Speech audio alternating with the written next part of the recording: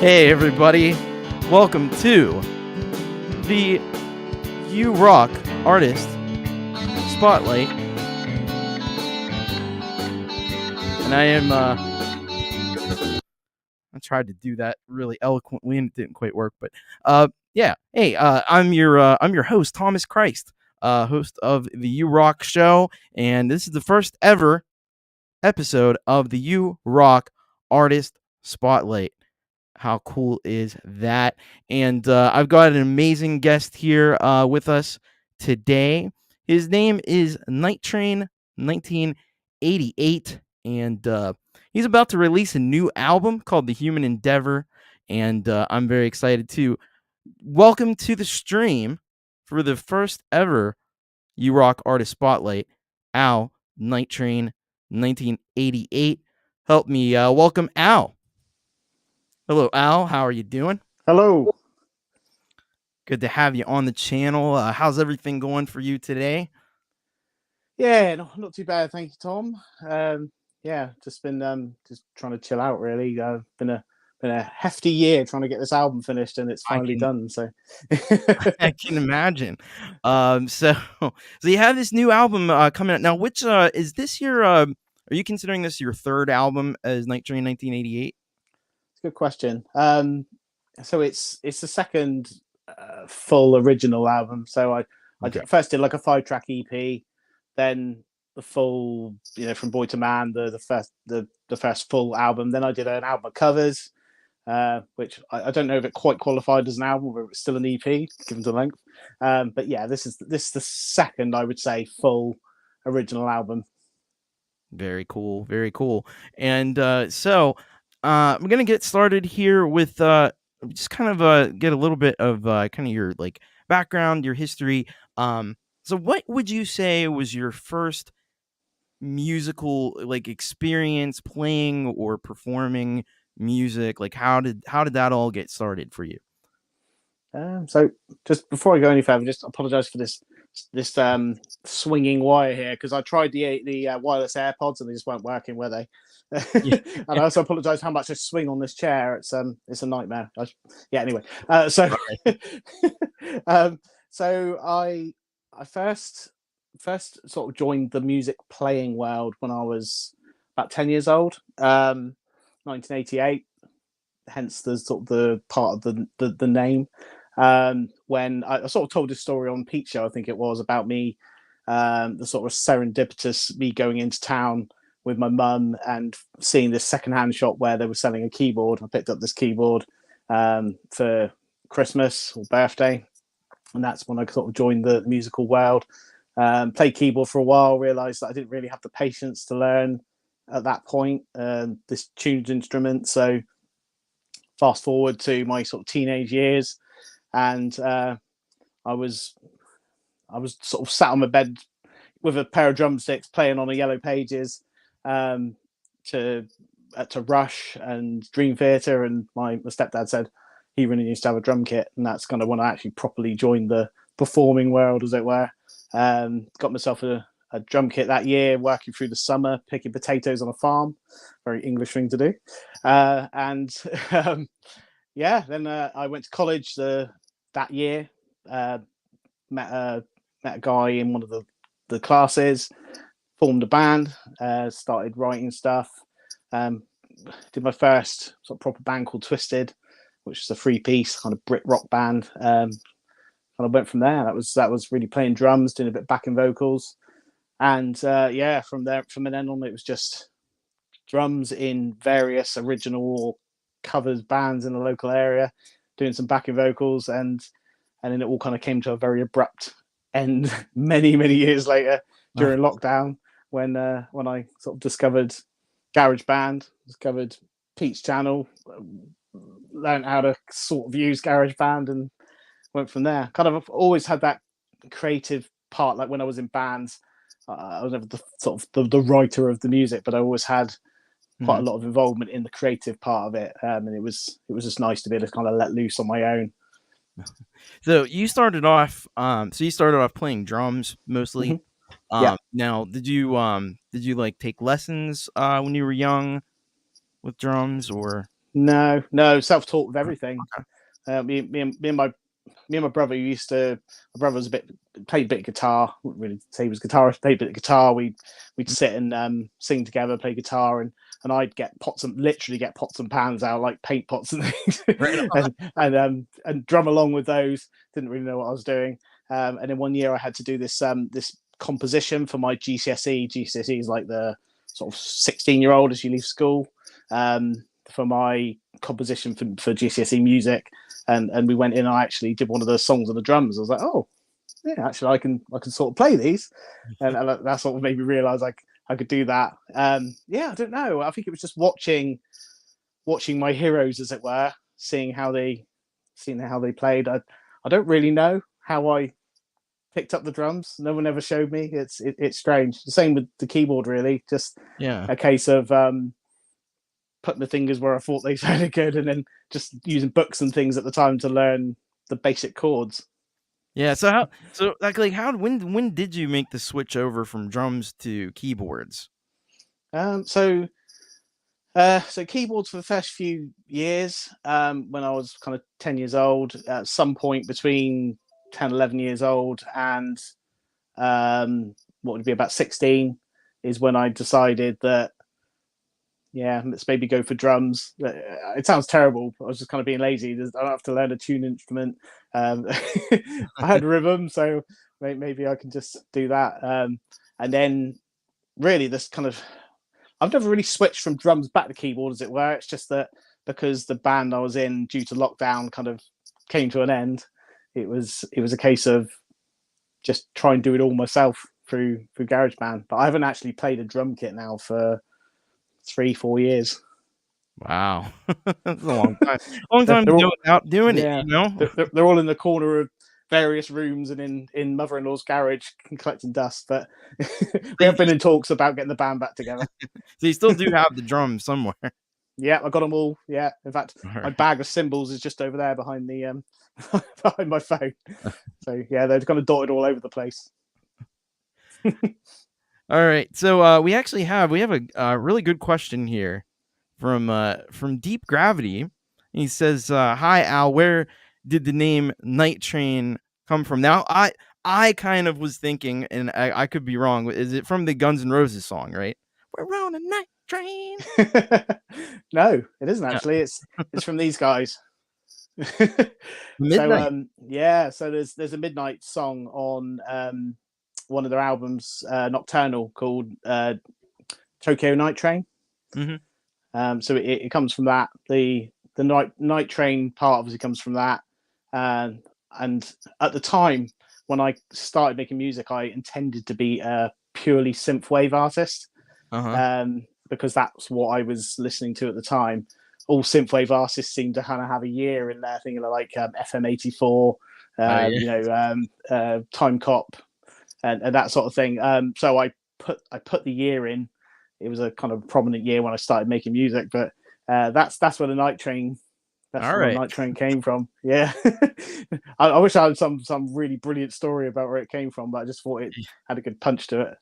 Well, and there's a bum wine out there called Night Train Express that it's like 17% alcohol by volume or something. Like didn't think it was that. No. All right, let's say hello. We got a lot of cool people here with us today. Wanted to at least say hello to the folks that are here. Hi, Kim Harden Hudson is going to be cooking and lurking as usual. We got the man, the myth, the legend, Pete Johns in the house. Big influence on both of us, obviously, as well as Jade Starr. Jade Yep. Starr. Hi, Jade. Hello, Jade. We got Deep Gravity with us.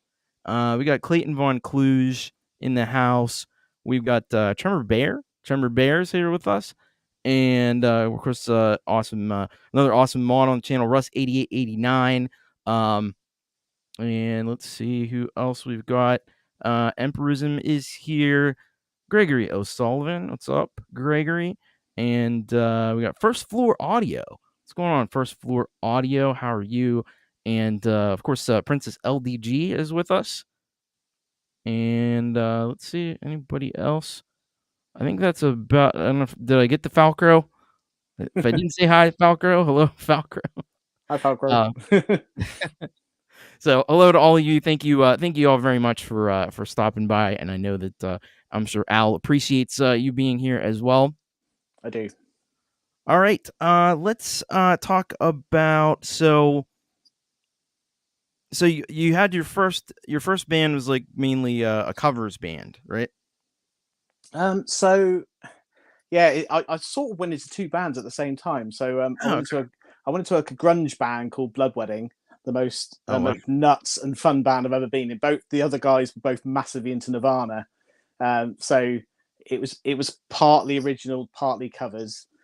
Pretty much all the covers we did mainly Nirvana, but I think we did an Alice in Chains cover, and we did some of our own stuff as well. And it was just very very grungy, very very sounded like Nirvana. But Awesome. two guys called John and Tim. I've sort of lost touch with them, unfortunately, but due to social media and stuff, I'm sort of back in touch with them again, which is great. But we're all doing very different things these days. But it was a crazy, such a nuts band. And we played. There's this place in Exeter in the UK called the Cavern. It's not the Cavern Club that the Beatles played in. It's Ah, just a small one in Exeter. But we play there sometimes. And yeah, it was just nuts. Really fun. It wasn't great, but it was a fun band.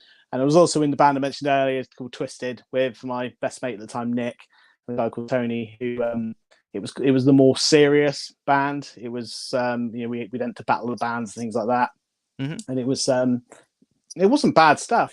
It was it really sort of fitted into the music scene at the time.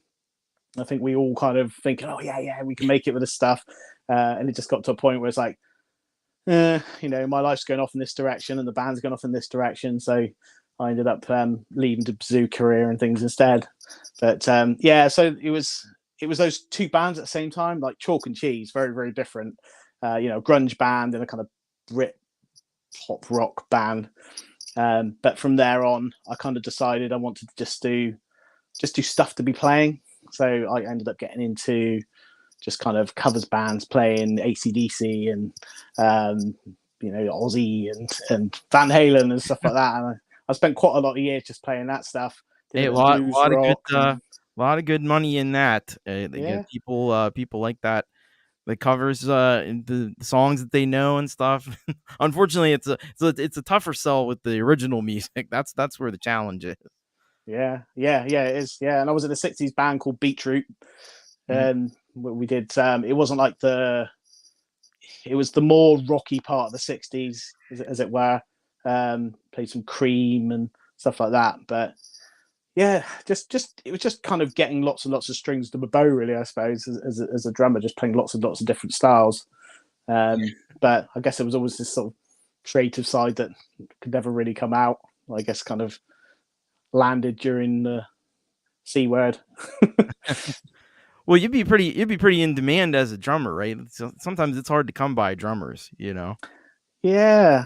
We a couple of bands I was in. We do these. I don't know what they're called in other parts of the world, but jam nights or open nights. Mhm. We'd like set our stuff up, we'd play a couple of songs, and then we'd be there our equipment would be there for people to get up and play, but there would be very few drummers, so quite often people want to get up and play just endless 12-bar blues. Yeah, And it'd be me just playing this endless shuffle. Dun, dun, dun, dun, dun, dun, dun, dun. the so same thing for every song. yeah, so it was like, yeah, even in demand in that respect, as an open mic night, I couldn't just go, right, someone else sit on the drums and play. No, it's we need you to play another 12-bar song. Okay. But yeah, drummers are definitely in demand. Oh yeah. Well, so I'm sure over the years, and I know on this album that you're releasing tomorrow, you've done some collaboration. Princess LDG would like to know, how is it to collaborate with others? I'm going to do my first collaboration soon. What advice do you have for Princess LDG? I suppose it depends on who you're collaborating with. I'm going to be careful now because I'm sure Jade's in the chat here. No, it's been a good experience with Jade. I've got a little bit closer to Jade doing this collaboration. Mm, So it's been really nice, like being have an opportunity to speak to her kind of like we are now, on phone calls and things. We've been talking about it. It's given us a chance to, chat a bit more about other things. So there's that kind of side to it. Getting to know the people in the community a little bit better. Jade will say, "Oh, sorry, Al, it's taken me so long to get this done," but I suppose that sort of leads me to the main thing. Really, you just got to be patient with people because we've all got lives and we're busy. So if you're going to collaborate with someone, then it's just a case of if it needs to be done tomorrow, maybe just rely on yourself. But if you've got the time to be patient, then it's really good. I mean, it's added a massive extra dynamic to the album, having Jade on there. And I said to you in sort of the pre-chat before the recording, there was one track that I was going to ask you to collab on, but I know that you're just massively busy. So it's just taking all that into account, really. If the person you're collabing with is 100% on board, got all the time in the world, it's brilliant. It's just a case of having to, if you rely on others, isn't it? Just having to just go at their pace, maybe. I know, and it is like it has been tough for me. Like I've done a few collaborations, but it's I can be a little bit of an impatient person sometimes, and I just want to get things done. So I'm like, I've had people offer like, oh, I'll play guitar, I'll do this, I'll do that, but it's like, I could get it done now, or I could wait for somebody else to do it, even if they would do a great job. I just kind of like I get in the moment of things, and so that's a problem with me more than anything else. But it's interesting to say that because one of the tracks is a track on the album which you will know about the moon landings in the 60s. 15th Ben was going to play guitar on that for me initially, and when I sent him the music, he was like, "Oh, this guitar solo is gonna have to last for ages. So I just haven't got the time to do it. I'm sorry." And that's how that went. And obviously no grudges at all. I appreciate that we've all only got the time we've got. So I ended up having to do it myself, which I think it turned out quite well, really doing it that way. But and also my son-in-law was going to play guitar on another song. And he just got married. He's busy. So again, I ended up coming up with something synthesizer-y myself to go in there. So it's you just kind of realize that, like you said, if you're a little impatient, then sometimes you just got to crack on with it and make the most of it yourself rather than rely on others for no fault of theirs. It's just the way it goes.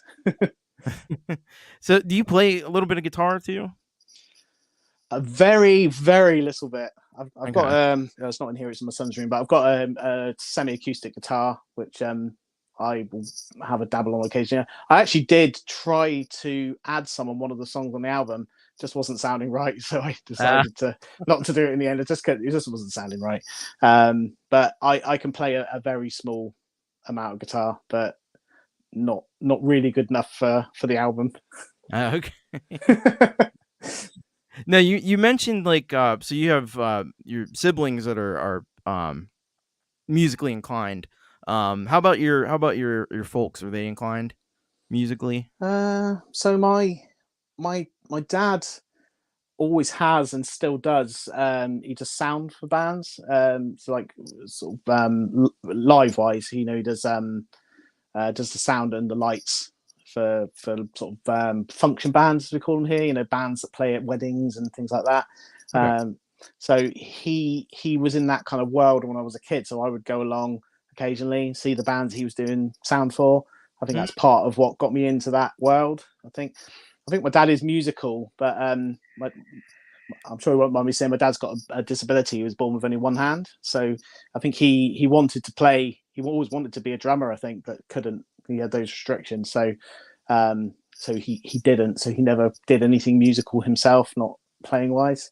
My mum, not really. She's creative. She does poetry and things, and my mum's actually on my first album. She wrote a poem for me years ago when my son was born. Oh she's yeah, I on remember there. that one. I remember.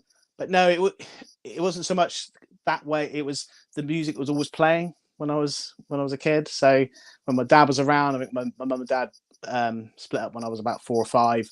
I don't remember much of my dad's influence when I was at home, but he'd always be listening to music when we were driving around in the car. He'd listen to Fleetwood Mac and Delamitri and The Shadows is a big one. My mum was in sort of Leo Sayer and the Carpenters and Sade. So there's lots of different influences. Most of my influence came from my brother. My brother's like 7 years older than me, Uh-huh. and he was into more kind of cool music. So Yeah. it's him that got me into Rush. It was him that kind of got me into the rock music side of things before I went to college and then kind of discovered the heavier stuff. So that brings me to another question that I had for you. So, what was the first album that you bought that you kind of had to say like, I have to have this album? Because I'm sure there were things you got when you were a kid that would like pop stuff and different things like that, or your uh, parents or friends may have gotten you something. But the first thing that you were like, I have to have this album and I need to have it right now. You went out and you bought it. Yeah, I can answer that very easily. Actually, that was Counterparts by Rush. It was after I first started listening to Rush and got into them. That was the first album they released, and Mm-hmm. it was so different to everything they'd done before. But I remember I had a bit of money saved up, and at that time it was back in the mid '90s, I guess. I had enough money to saved up to get a snooker cue Mm-hmm. because I played a bit of snooker.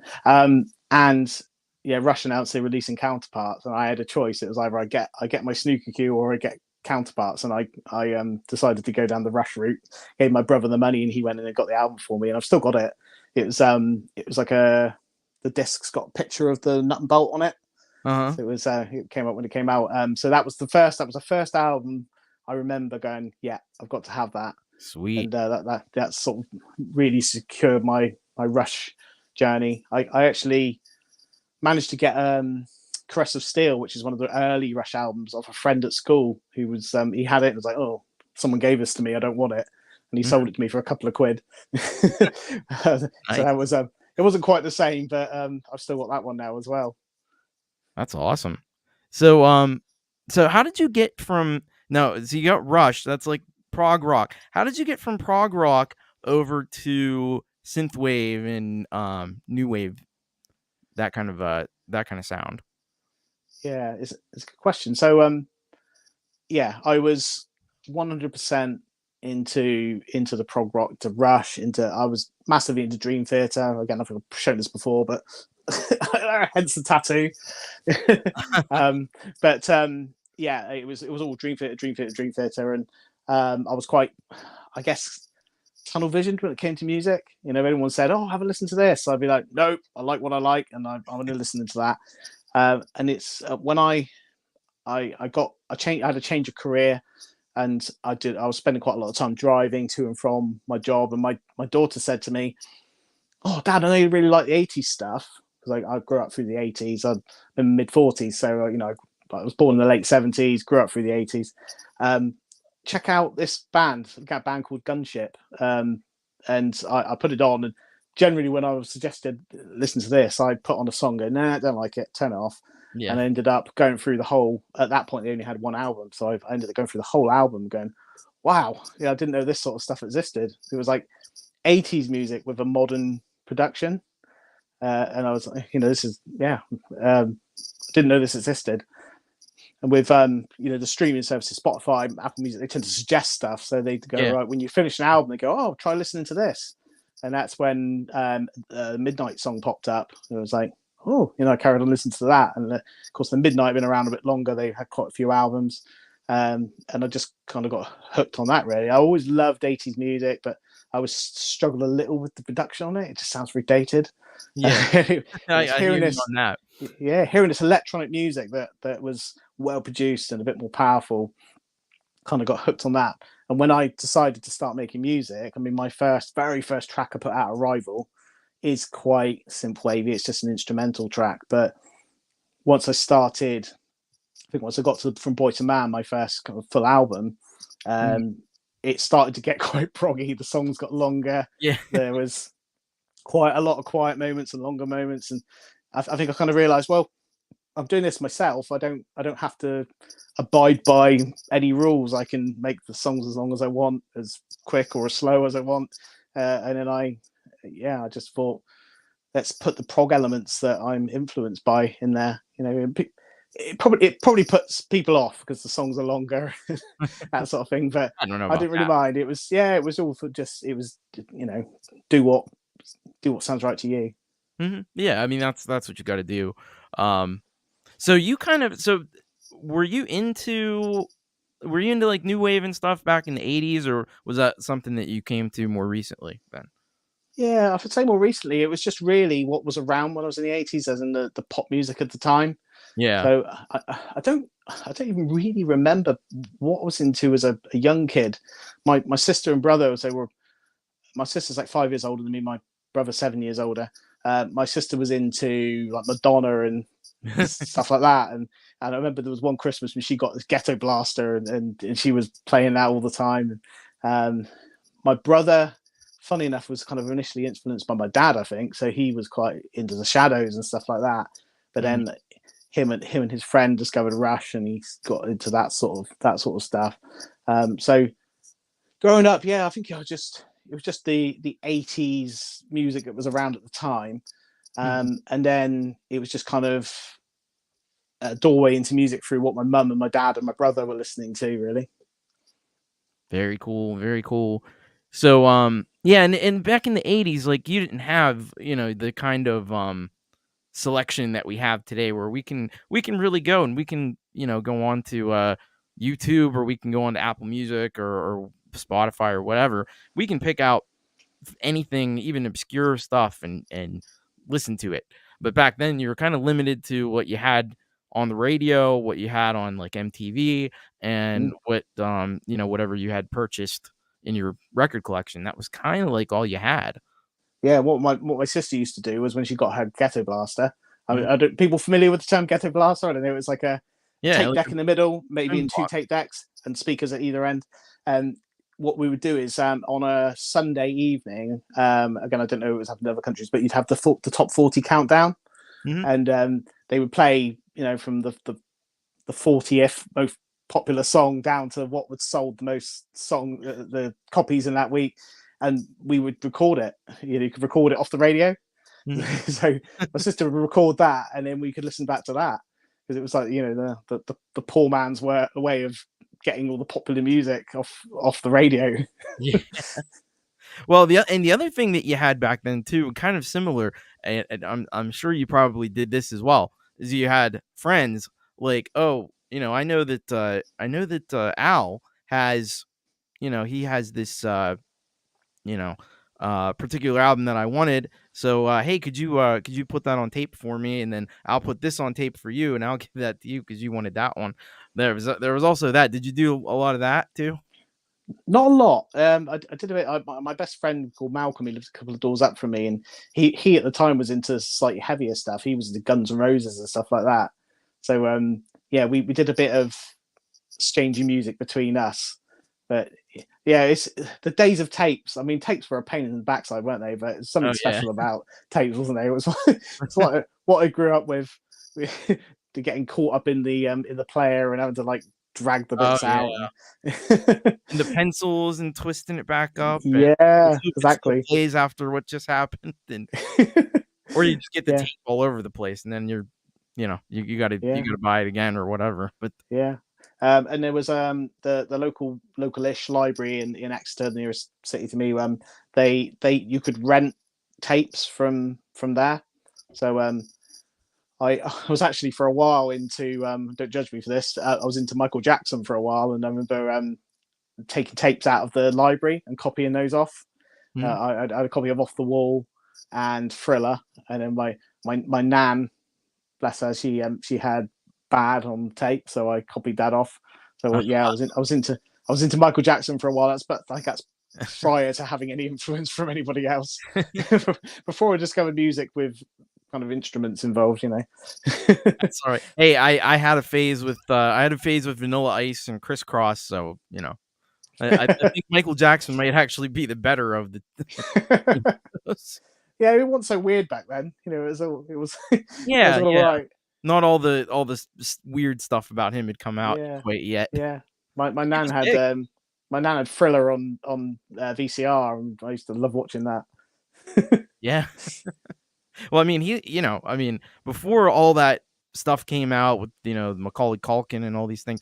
He was like the god of pop music.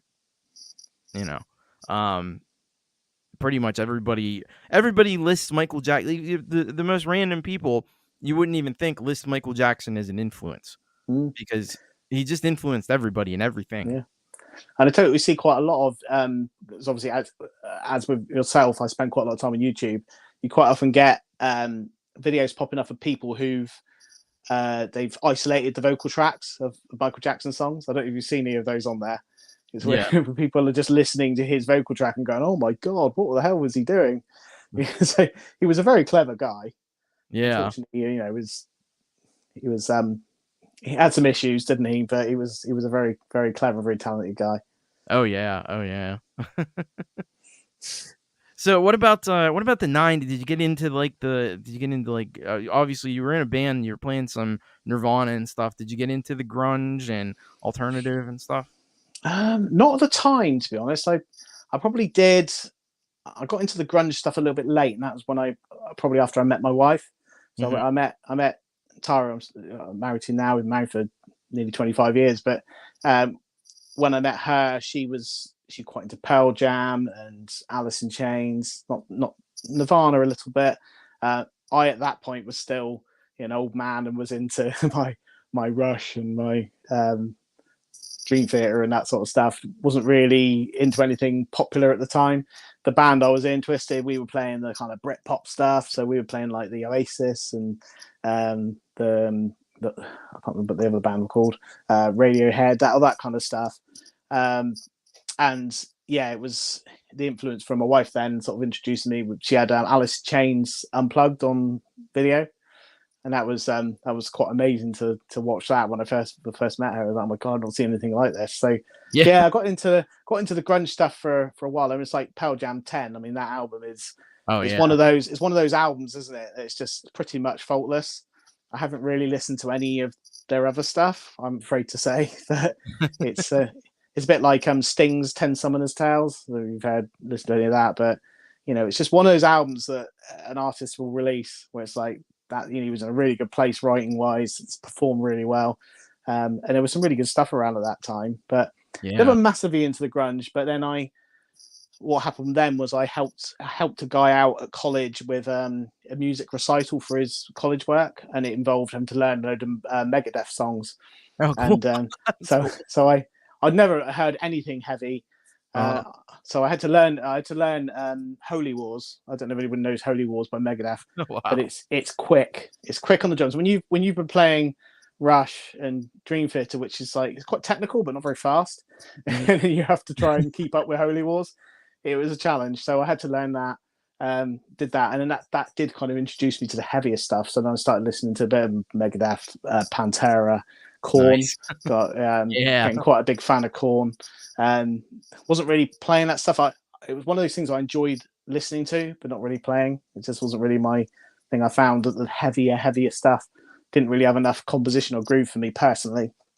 So I loved listening to that stuff. But then, yeah, I think as I went on, I just got a little bit disillusioned with the real heavy, the growly vocals and the distorted guitar and stuff like that. And just, I Yeah. think as I become an older man, I just wanted to listen to the more melodic stuff, the stuff that's a bit easier on the ear.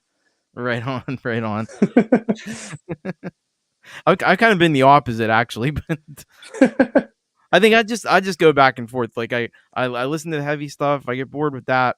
I go back to some softer stuff and more melodic stuff, and then I come right back to the like a moth to a flame. I come right Yeah. back to the heavy stuff, and uh, just Yeah, goes back. I've moments of that. To be honest, Yeah, occasionally I'll go.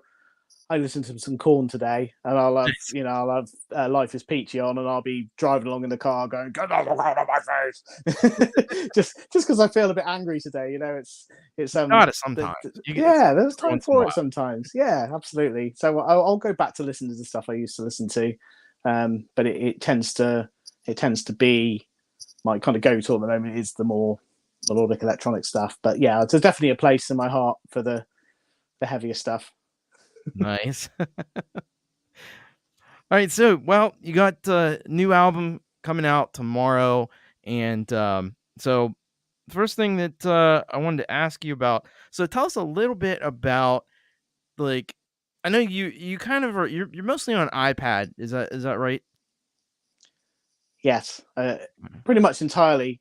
When I did the last album, it was kind of a mixture between the phone and the iPad. I think I did quite a lot of the initial stuff on my iPhone for from Boy to Man. I mean, that was in my first few months, I think, of making music. I think it's probably happens to a lot of people as I got more and more apps and synths and things like that. It because I don't have I have separate Apple IDs on my iPad and my phone, so I don't have the same apps on those. So Oh it'd wow. be well, I haven't got all the apps on my phone that I need to do the music, so I just kind of got away from that. And I think it's also like I'd be out in town and I'd be sat on a bench in town when I'm waiting for my wife in a optician appointment, and I'd be on my phone doing music outside. Just That's got so a bit cool. silly.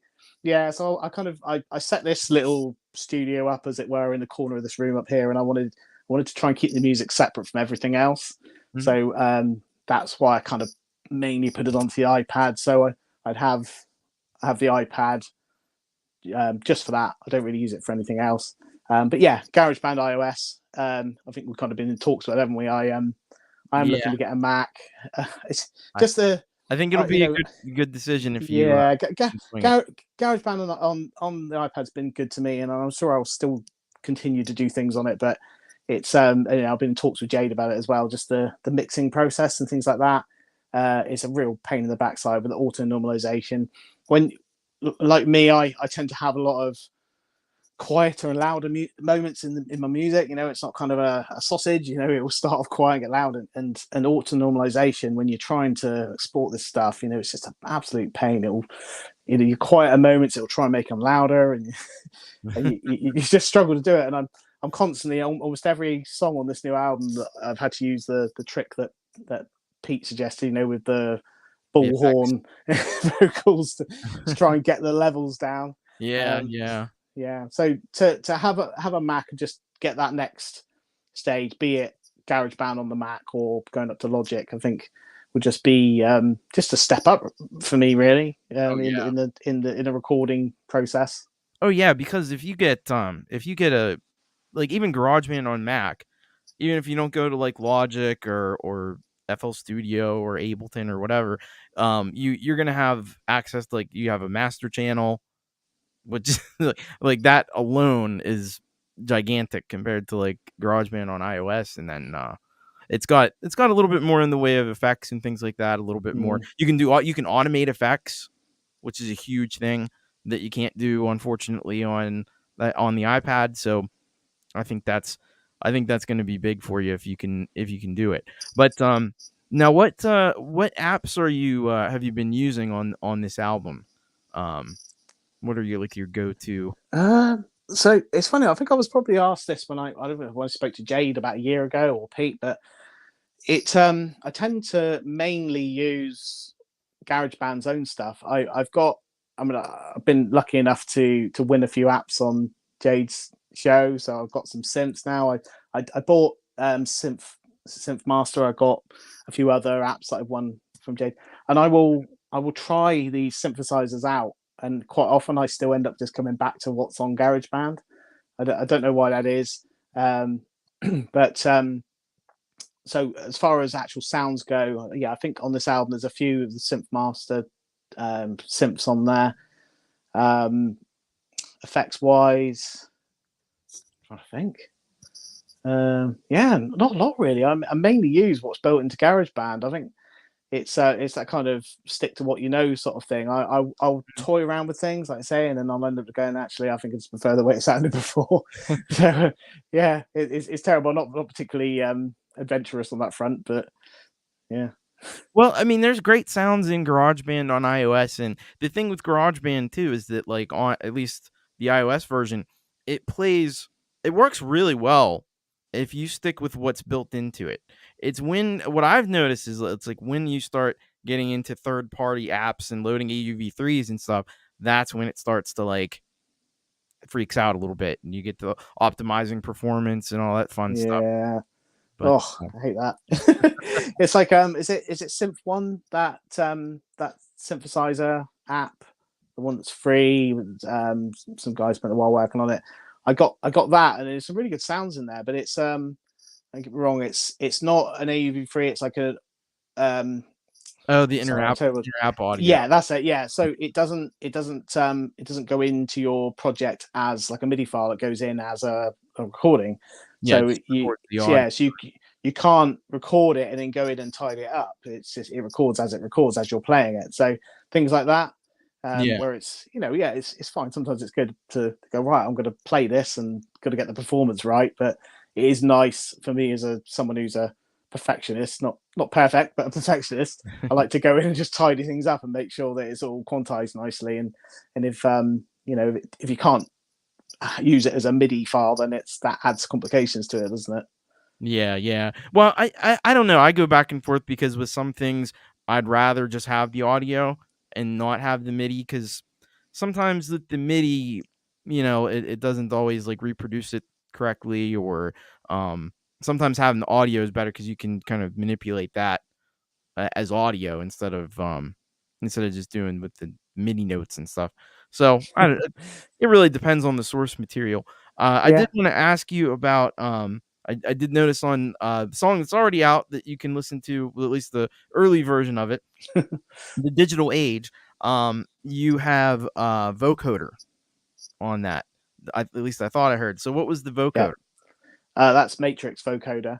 Matrix vocoder. Okay. Yeah. So yeah, I was saying this to Jade the other day when I was talking to her. I went back and watched her video on her How to App on iOS kind of review of Matrix vocoder, and that was good enough. An hour-long show of Jade's show was enough for me to learn how to use it. Yeah, when I came up with the idea for the digital age, I quite often have just an idea of how like a chorus is going to sound, just a single word in the song could sound. And Mhm. I knew I wanted it to say the digital age. I knew I wanted it to have a sort of a robotic sound to it. Um, so I thought, yeah, vocoder, or having sort of listened to it on other people's music. So yeah, I downloaded Matrix vocoder, just taught myself, or using Jade's video how to use it. There was a few teething problems, but yeah, and it's the only thing I've used it for. But it was, it got the desired effect on that song. Well, I think it was Cy Effin that introduced us to that one. At least as far as like on Jade's side of things, if I remember right. Yeah, I think Cy did do a video on it as well. Jade did a usual sort of weekday review of it, hour long video. So I watched Jade's because she explained how to load it up using AUM and how to record with it. Because Mhm. I was struggling. When I first tried to record with it, the sound was there as I was recording, but it wasn't actually recording the changes. Does that make sense? So it took a few goes to get it right. I'm not sure what I was doing wrong, but yeah, all kind of new to all this, so just trying to get everything working. It's a steep learning curve. Oh yeah. Oh yeah, definitely there definitely Yeah. is a quite a learning curve there. Um so on this album, I've noticed there's a lot of themes that relate to like environmentalism and the kind of state of the planet as it is right now. So what kind of like inspired that aspect of it? So it's funny. I don't know if I don't even remember my interview with Jade last year. I think Jade invited me onto her channel just after I released From Boy to Man. Yeah. That was an album about me from my childhood to adulthood, and addressing stuff that went on in my life. And I was like, right, what do I do now? I think at the time I was like, well, I'm going to start writing an album, but I'm not going to record it now. I'm going to wait until I get the Mac. I don't want to have to put up with the Yeah. the restrictions of GarageBand iOS for another year. Well, that obviously didn't happen. But yeah, I was like, well, the title, The Human Endeavor, I had that right at the beginning. Like, this is what it's going to be called. This is going to be the concept of the next album.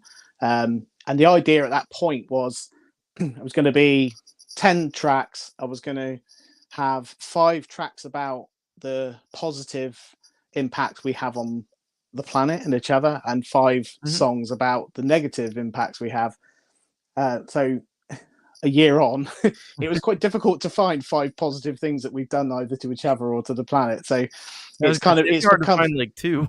yeah, exactly, and it's become way darker than I wanted it to be honest with you. But so I managed to find the sort of subject of the moon landing, which is a massive achievement that we've had, and in a track on there called Renewable, which was about us hopefully following the path of using renewable sources of energy rather than just digging up the fossils and doing more harm to the planet.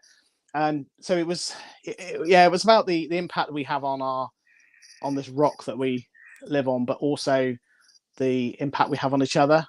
I've massive issues about intolerance and how Yes. and the way that people treat each other. So that's addressed quite massively in this album. It actually ended up being 10. It was 9 tracks, and then Mm-hmm. I ended up having a bit of a wobble at work and had some anxiety issues and came home, and I'm still off work now with the old mental health. But at that point, I wrote a track called "The Cruelty of Man," which is on there, Mm-hmm. basically about how people treat other people. It's kind of about bullying, I suppose. Yeah. And I wrote that track in a day. The music and the lyrics just flooded out. So I decided to add that to the album. I think at that point I was like, something a little bit missing. Most of the tracks, as anyone knows, they've heard the previous album. Most of my songs are 6-7 minutes long, Mm-hmm. and this one's only 4 minutes long. It's Yeah. mainly piano, but it was quite an important song for me at the time because it was how I felt and how I was being treated at work and things like that. So yeah, it ended up being quite a lot darker than I expected. I think I spoke to you, I think back almost a year ago, and sort of said, oh yeah, human endeavor, it's going to be about this, it's going to be about that. And actually the song about the moon landings, called One Giant Leap for Mankind, a friend of mine suggested splitting that into chapters. I don't know if you noticed that when you listen to it. It's about 12 minutes long, and it was like, oh god, this is like a proper proggy. Like Yeah. people are just gonna get pissed off after 12 minutes of listening to this. And my friend said to me, "Well, I've just listened to the new Brilliant album." He said, and that they've split some of the songs into chapters. So why don't you think about doing that? So that's what I've done. I've got kind of the intro, the middle of the song, and then the long kind of atmospheric outro, all split into separate sections. And that was kind of done. I think the way my friend described it was, well, if they get bored with one bit, they can skip it to the other. So Yeah.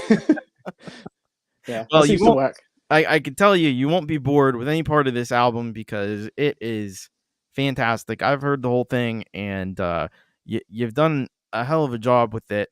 Um, let's see, what else did I want to bring up with you? Um, it sounded like there were times where on this album you used your voice as as an instrument instead of using it to sing words or lyrics. You were just using it almost like you would like a synth pad. Tell me a little bit about that. Yeah, so that did end up happening. So I had an idea for one of the songs, a song called Polar Vortex, which I sort of released a version of it on on YouTube months ago, and that is about the basically effects that what we're doing is having on the polar ice caps and that sort of thing. And I wanted it to be a track that had vocals in it but had no singing, if you know what I mean. Mhm. And that was a big idea for that song. I've had a bit of a nightmare with that one, trying to mix that and get it to sound right. Oh, I don't know why. It's just the biggest challenge out of all the songs on the album. I should go, yeah, it's brilliant. I got it perfect first time, but no. I think it's okay now. But yeah, it was sort of inspired by, I don't know if anyone's seen Stranger Things, but the first season of Stranger Things, there's a song on there by a band called I think they're called Big Giant Circles or something like that. And that track is just R's and R's. There's no kind of singing, but I loved that song, and I wanted to do something that's kind of inspired a little bit by that. mhm. I wanted to do something that had, and that was quite a challenge track to record actually, because the amount of breath I had to try and find to do Yeah. it. There's real long, drawn out bits of vocal, but there It, weren't it's hard actual. to make your voice do what a synth can. You can hold a key down forever. You can't Yeah, hold your voice out forever. yeah, and then you hit the nail on the head there. It's realizing the limitations of this instrument in here. I don't profess really to be a singer. Yes, I do sing on the stuff I do, but I've always been a drummer. I've always sung backing vocals, but to, Uh-huh. to try and to try and get out there and sing lead vocals on this has been yeah, it's all a constant challenge and a constant learning curve. But and, Yeah. and it did, yeah, kind of a few other songs, just sections of the songs where I've done the same sort of thing, having again woos and oohs and lahs and that sort of stuff in there, just to add a bit of atmosphere, I guess. Yeah, no, I think it works amazingly, and it was that song, the Polar Vortex song, that was the one that I heard that on, and I was like, that's an interesting approach to things. We have a question here from Deep Gravity. He wants to know, do you think performing covers has helped you create now? Oh, that's a good question. Yeah, I think to a degree, I think if you're learning, if you're having to learn precisely what other people have done, it's like I've been playing covers in bands in pubs and things for years as a drummer, but I'm sure people are aware on the group. I've put out some covers as well as Night Train 1988, where I've been having to put together the whole song. I covered one of your songs, Night Time. I covered one of Mhm. Jade's, one of Pete's, and it's really interesting to go in and break the songs down and see what goes into them. When I did yours, Pete's, and Jade's songs, I night trained them up, if you know what I mean. I Yeah. changed them a bit, but I've also the album that I put out, Moments in Time. I tried to make probably 80% of the songs on that album were quite true to the original. Vienna, for instance, which is on there. I thought, yeah, I quite fancy covering Vienna. I always liked that song, and it wasn't until I went, oh, blimey, and I listened to it, and and you start picking out and hearing all the individual parts to it. And when I didn't go on and get it online or anything like that, I literally just listened to the song and thought, right, what's happening there? What's happening there? And I run out of time. There's 32 tracks on GarageBand, isn't there? Obviously, there's the vocals, which because I like to put quite a lot of harmonies and things in there, but I was running out of tracks. There's so many little parts to it. So it's to sort of answer that question, I think yeah, it makes you realize what goes into writing a good song. You might think Vienna, it's a pop song. It was, it goes like this, but until you go in and examine all the individual parts that have been played in there, it's like, wow, this what goes into it. Well, I think you hit on something there. The big thing that it does, and see, tell me if you agree with this. It forces you to listen, to Mm, really listen and pick up on all those little details that no matter how many times you just listen to it casually, you'll never get it. But when you're really listening to it to get it to re-record it, you start picking up on those things. Is that what you've found as well? yeah, absolutely. Yeah, I mean, the people have said to me, like, especially with Vienna, are like, oh, how did you know what bits to play?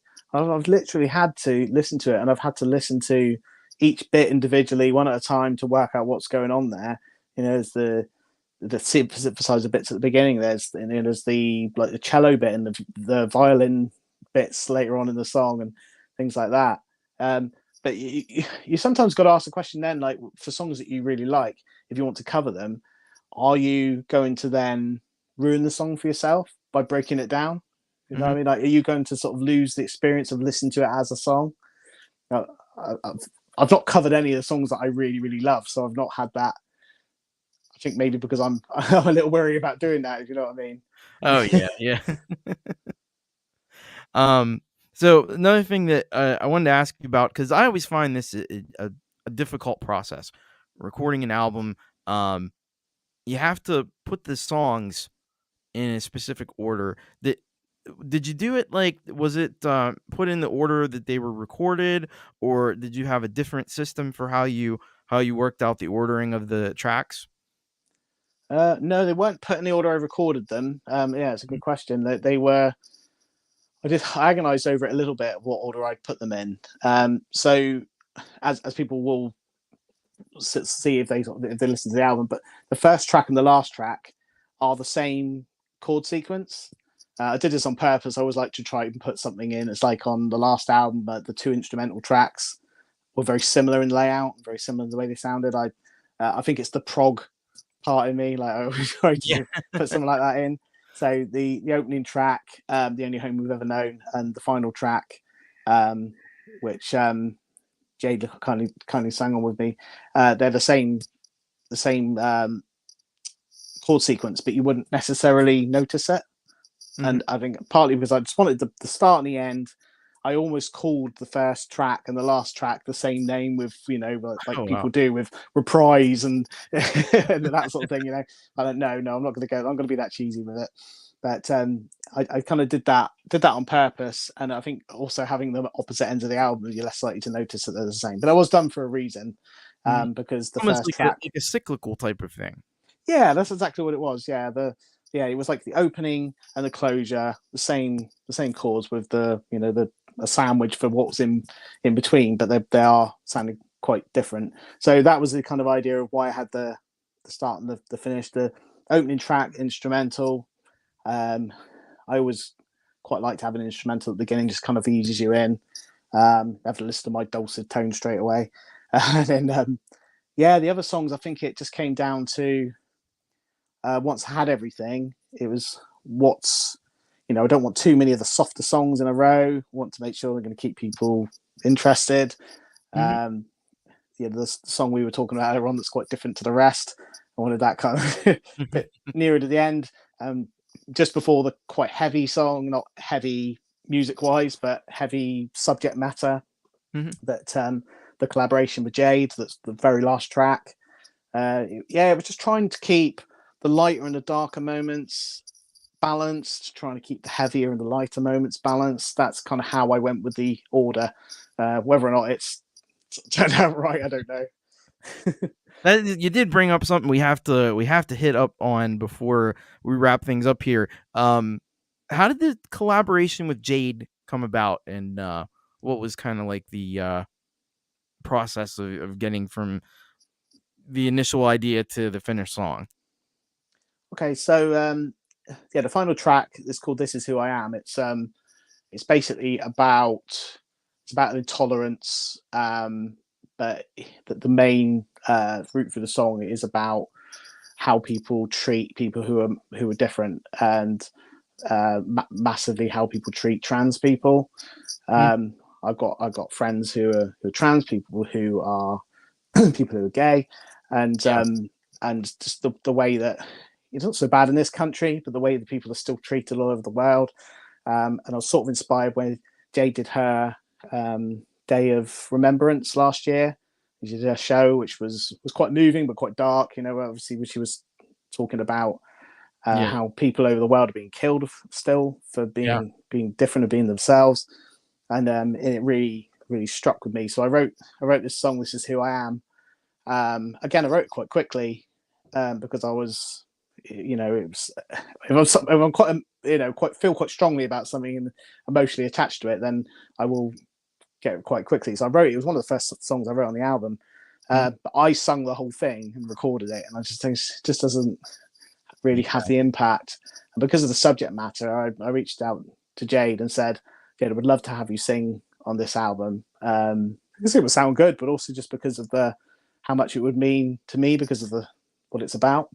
yeah. So unfortunately, Jade came back and said, because I sent her a copy of the song with me singing on the whole thing, and Jay came back and said, "Yeah, I really like the song, and I'd love to sing on it with you." And like that, I mean, it's Jade, it meant Yeah. a massive amount to me.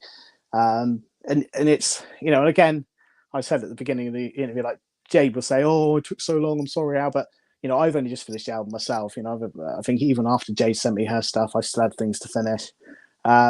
So I so I'm just reading Jade's comments you got up there. She said it's amazing. She said it's an amazing song, and it really is. It's a powerful track. One of the most powerful, I think, on the whole album. So that's how it came about. And so Jade sent me a few months back, I think. She sent me just a couple of video clips of the ideas that she'd done, and I was just blown away. I mean, the what Jade had done with I think our voices are so different. You know, I sing quite softly on it at the beginning, and then Jade comes in. It's much more impactful, and I mean, you know what Jade's voice is like. It just works so well. What I've done on it, the later parts of the song, I know Jade would disagree with me, but it was quite wishy washy, and it just didn't have the impact. And the outro of the song, where you can hear the emotion in Jade's voice is Yeah. just brilliant. Just really brilliant way to end the album. My wife said to me, like, oh, why did you put this song at the end? It's probably one of the better ones. And I'm like, well, I just, it was just a brilliant way to finish the It's album, I think, for it me. ends with a punch, I think. Yeah, exactly. Yeah. And funny enough, the version I did, I've still got it somewhere, but the version I did didn't end with quite such a punch. And I left some of my vocals in. I've done harmonies on Jade's bits. They're Mhm. quite subtle, you don't really hear them. But so I'm still in there. But the impact of it, and then I put a video together. It's got footage of me, it's got footage of Jade, and there's some other footage in there as well, which just adds to the impact of the song. Absolutely. Absolutely. All right. Well, thank you so much for coming on. I really appreciate that. And is there any final things that you want to tell everyone about the album tomorrow? They should definitely go and check that out. In fact, I'm gonna put a link in the chat. I know I have links in the description already, but I just want to make sure you know where to go and how to get there. But let us know. There, Jade's already done it. She's on top of it. But definitely, yeah. Is there anything that you want to say in parting? Um, so obviously this is a YouTube version of the album. I put I put video to the whole thing. Some of it is the individual videos that I put together for the individual songs, if you know what I mean, when I released them on YouTube. But I wanted there to be something to just kind of add to the tracks, add to the experience of hearing the tracks. So there's video for the whole thing. The album itself, because I was kind of a little bit late to the party. The album's not going to be out to the 4th of November on Spotify, Apple Music, etc. But obviously it can be listened to at the moment on YouTube. Um, all I'd say is really look forward to everybody hearing it. I think I've said this to you, and I've probably said it to Jade. When you've been working on an album for a year, it's hard to see the wood for the trees. You know the saying. I've heard these songs so many times in various different forms. It's really hard to kind of hear them with a fresh pair of ears. I've sent the album to you, and I've sent it to Jade, and you've both said nice things about it, which is great. It's difficult to tell how well received it's going to be, but at Well, the end of the day, it's gone. Sorry. if it were up to me, I would think it should be received very well because it's a heck of an album. Might be one of the best albums I've heard this year, and it's really a hell of an achievement. I know you've been working on it for a long time. Yeah, I've not really put much. I wanted to put a few tracks out from it, and like you alluded to earlier, the versions that you're going to hear tomorrow are probably slightly different versions to the ones that I've already put up on my channel, because they were versions that I wanted to put out there just to give people a bit of a taste of what was coming. Mhm. But yeah, it kind of means I've been out of I haven't sent anything into Europe for a long time. But Well, hopefully once you'll have some more now with the album. yeah, exactly. Yeah, and once the album's done, I'll try and put some stuff out there while I continue to save for my Mac, and then have to teach myself how to use a whole different load of stuff. But no, this album means a lot to me, and and it just means a lot to be able to put it out first to this awesome community here. And I hope some people. I know obviously the time that it's on tomorrow is maybe not sort of brilliant for everybody, but it's the time that me and Jade had to kind of work out that was best for both of us. So if not, I guess people hopefully can watch it on the replay. That's the beauty of replay. That's the Yeah, beauty of replay. exactly. If you can be Yeah, there live, definitely be there live, and then stick yeah, around for You Rock after. absolutely. Yeah, and it's really cool that it's going to be on before you rock. But yeah, I'll be there in the chat tomorrow when Jade's premiering it, and hopefully have a chat with everybody. Very, very awesome. All right. Well, I want to thank so much Al Night Train 1988 for coming on here. Be sure to go and subscribe to his channel as well, and check out all the song whip and everything. In addition to bookmark that link for tomorrow. Gonna get to hear the full album and see he's done a really great job with the visual elements as well. So I think you're gonna be in for a real treat on that. And thanks to Amelia for the comments she just put up. It was very sweet. Yes. I was here. I was working and I was playing it at the same time, so she got to hear. You got to hear a little bit of it too. All right. Well, that's gonna do it. This was great. The first episode of You Rock Artist Spotlight. I think it was a great success. Hope to do something like this again soon. If you are an artist that's you got something coming up and you want to have something like this, let me know. Maybe we can work something out. But I will tell you that coming up, I think it might have already started. Dominic Torregrossa, and let me get this right. Dominic Torregrossa, Ian Luckett, and Francis DiMarzio are doing a live stream on Hippie's channel, the Whale Show. So you might want to head over there and let them know Thomas Christ sent you if you go over.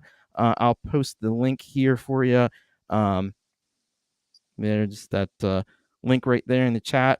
I'll get you over there so you can go and check their awesome artists as well. Very talented. And Al, if you'd like to just stick around backstage, and I'm going to go out with, I have to change a couple settings here, but I'm going to play us out with his track, the original version of The Digital Age. You'll hear the new version of it tomorrow. So thank you once again, Al, and say goodbye to everyone. Bye, everyone. Thanks for being in the chat. Much appreciated. All right. Thank you once again. And let me change these settings real quick, and we'll go out.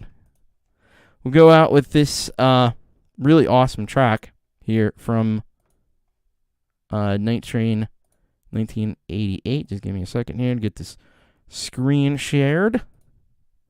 There we go. All right, this is The Digital Age by Night Train 1988 to take us out tonight.